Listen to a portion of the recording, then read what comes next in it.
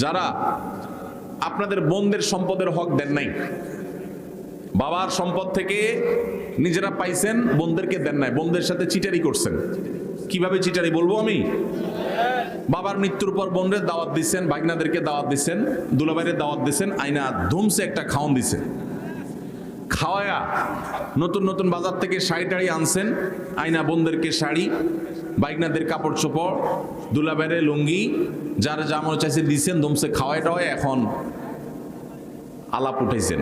আগে খাওয়ান দিয়েছেন পেটে, এরপরে আলাপ উঠাইছেন। কি আলাপ উঠেছেন, দেখো বোন, বাবা তো দুনিয়া থেকে চলে গেলেন, আল্লাহ তারা নিয়ে গেলেন, এখন জমি জমা গর্বিটা বাবার যেগুলো যেগুলো আছে শরীয়ত অনুযায়ী তো তোমাদেরও এখানে ভাগ আছে, কিন্তু বাবা যে সেই অসুস্থ হয়েছে ওই থেকে বাবার সব ট্রিটমেন্ট, ডাক্তার খরচ, এগুলো সব তো আমারই করা লাগছে, তোমাদেরও মানুষ করা লাগছে।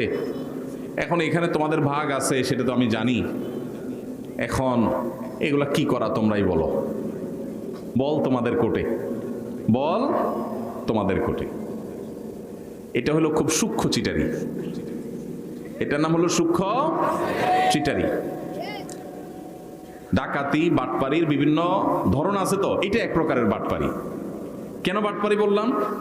কারণ ওই যে বোনটাকে বললেন বাপের বাড়িতে আয়না খাওয়াইয়া দাওয়া, বাপ মরার পরে মনটা এমনি নরম, আরো মেয়ে মানুষ, যখন এটা বলছেন আপনি, তখন সে কি বলবে? বলেন কি বলবে? বলবে থাক ভাই, আমার কোনো দায় দাবি নাই, আপনি তো কষ্ট নষ্ট করছেন, বাবার সব ডাক্তার কবিরাজ খরচ দিচ্ছেন, দেখাশোনা করছেন, থাক আমাদের দিতে হবে না, আপনি দোয়া করে দিয়েন। মনের ভিতরে ব্যথা চাপায়া মেয়ে মানুষ মাত্র খাওয়াইছে ভাইয়ে, এখন যদি মুখের উপরে যদি বলে ভাই কি খরচ বরচ হয়েছে সেগুলো সব কাইটা রাখা, বাকি যেগুলো থাকে এগুলোতে আমাদের কত হয় হিসাব নিকাশ করে দিয়ে দিয়েন, এইটা বললে ওই বোনের আর রক্ষা আছে?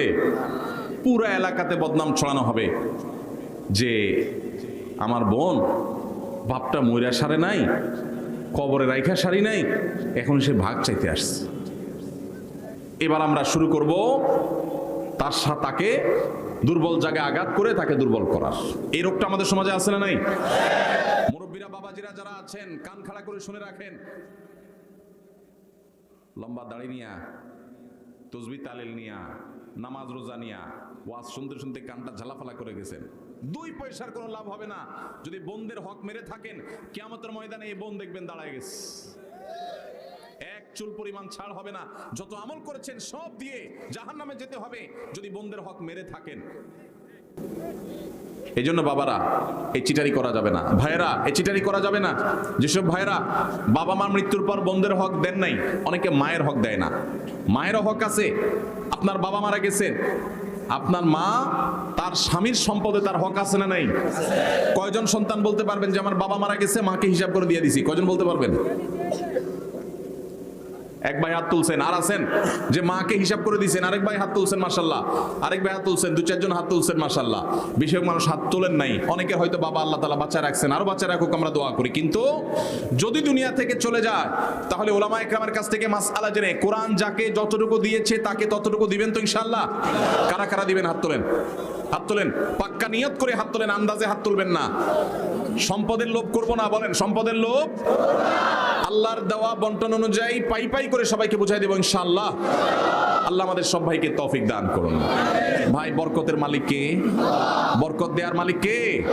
আল্লাহ। যদি বরকতের মালিক এটা বিশ্বাস করেন তাহলে আপনার বাবার সম্পদে, মায়ের সম্পদে, ভাইয়ের সম্পদে, বোনের সম্পদে, আপনাদের পরস্পরের সম্পদে তার মৃত্যুর পর যার যতটুকু পাওনা আছে, আল্লাহ বলছে তাকে 1/3 দাও, আল্লাহ বলছে তাকে 50% দাও, আল্লাহ বলছেন কাকে এতটুকু দাও, আরেকজনকে এতটুকু দাও, যাকে যতটুকু দিতে বলেছেন তাকে ততটুকু যদি দিয়ে যান, আপনি ফকির হয়ে যাবেন, অভাবী হয়ে যাবেন, আপনার সব শেষ হয়ে যাবে। এটা কোনো মুসলমানের বিশ্বাস হতে, আল্লাহর নির্দেশ অনুযায়ী যার যতটুকু পাওনা যদি আমি দিয়ে দেই, আল্লাহ তাআলা আমাকে বরকত দিবেন না দিবেন না?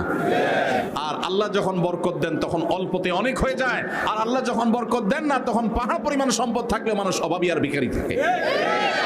ভাইরা আমার, আল্লাহর সম্পদও দিয়ে দেয়, আবার ক্যান্সারও দিয়ে দেয়, দেয় না? দেয় না? বরকত এবং কল্যাণ ভিন্ন জিনিস। এই জন্য যুবক ভাইরা যারা আছেন তাদেরকে বলবো, নিয়ত করে নেন, ছোট লোকই করবেন না, নিচু চিন্তা করবেন না।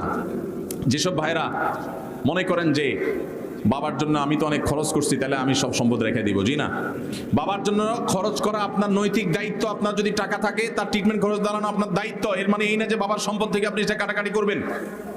হ্যাঁ, যদি এমন থাকে যে বাবার সম্পদ ক্যাশ টাকা আছে, সেটা ট্রিটমেন্ট করা যায়, তাহলে সেটা দিয়ে আপনি বাবার ট্রিটমেন্ট করেন, কোনো অসুবিধা নাই।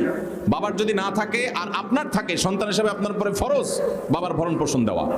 অতএব সেটার জন্য ভিটা মাটি এগুলো সব রেখে দিবেন, এটা করা যাবে না। প্রয়োজনে সেগুলা জমি জমা বিক্রি করে বাবার ট্রিটমেন্ট করবেন। এরপরে যেটা ঠিকবে সেটা বন্টন করবেন। বোনরা নিতে না চাইলেও জোর করে দিবেন তো ইনশাআল্লাহ। ফুফুদের হক, বোনদের হক, ভাইদের হক পাই পাই করে দিবেন। অনেক বড় ভাই আছে, চান্স পাইলে ছোট ভাইদের ল্যাং মারে ছেড়ে দেয়, নিজেরা সব দখল করে নেয়। আছে না নাই? আল্লাহকে ভয় করেন। এই ফরজটা অবহেলিত ফরজ। নামাজের ফরজ অনেকে আদায় করেন। আমার কাছে নালিশ আসে, অনেক ফ্যামিলির বিভিন্ন ভাইরা নালিশ নিয়ে আসেন, ভাইয়ে হক মেরে দিস। যে হক মারছে তার দাড়ি মাশাআল্লাহ একেবারে পেট পর্যন্ত চলে আসছে, কিন্তু হক মারতে তার বুকও কাঁপে নাই। এইরকম 2 নম্বর দাড়িওয়ালা মানুষ আছে না নাই?